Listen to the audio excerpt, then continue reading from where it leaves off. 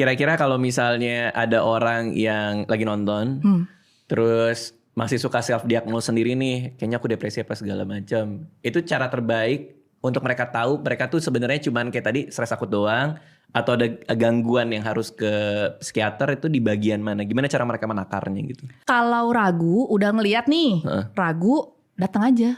Datang Klarifikasi aja lah ya. iyalah. Nggak ada stigma juga kan. Kadang-kadang orang mikir ada stigmanya kan. Ya kita akhirnya jadi men-sell stigma gitu. kan. Kadang ada gini ya, pasien datang, udah dia pakai topi, pakai hoodie, pakai kacamata hitam, pakai masker, masih nunduk coba.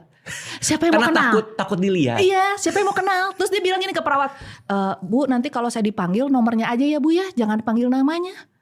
Kenapa setakut itu untuk? Karena nggak semua orang bisa nerima lah berobat. Oh, karena apa? Ada rasa dia takut dianggap lemah atau memang Bisa. takut dilihat masyarakat, ih dia ke psikiater gitu? Bisa, banyak loh orang berobat ke psikiater tuh penuh dengan perjuangan. Satu, meyakinkan orang lain bahwa dia perlu dibantu. Kedua, meyakinkan orang lain bahwa dia gak baik-baik aja. Karena biasanya belum tentu orang depresi itu tampilannya depresi.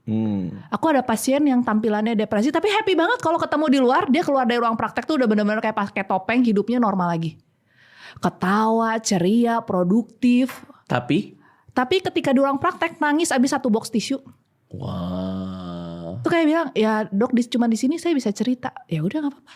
Oke. Cuman dia membawa si depresi itu, jadi kebayangkan baggage dia sebesar apa. Nah cuman ya itu tadi stigma bahwa orang yang rajin tersenyum, yang oke-oke aja itu adalah orang yang baik-baik aja. Ya itu akhirnya menghambat orang jadi mau berobat. Gimana kita tahu teman kita kayak gitu? Ada pertandanya nggak? Kita punya teman yang sebenarnya butuh bantuan, tapi karena dia selalu ceria di depan kita malah biasa aja gitu. Sampai akhirnya, ternyata dia perlu dibantu deh ternyata gitu. Sebenarnya sih kalau dia nggak mau cerita juga nggak usah dipaksa. Oh nggak usah dipaksa ya? Nggak usah, cuman kita bilang, ini kalau ada yang nggak baik-baik aja konsul aja. Bikin aja secara random. Apa tuh maksudnya? Ya secara kalau lagi ngobrol gitu. Kalau mau curhat kayaknya mendingan jangan curhat ke gua, nggak ngerti. Lu curhatnya ke profesional. Itu salah satu cara merujuk yang sopan lah ya gitu. Jangan bilang lu kok pikirannya kayak gini sih.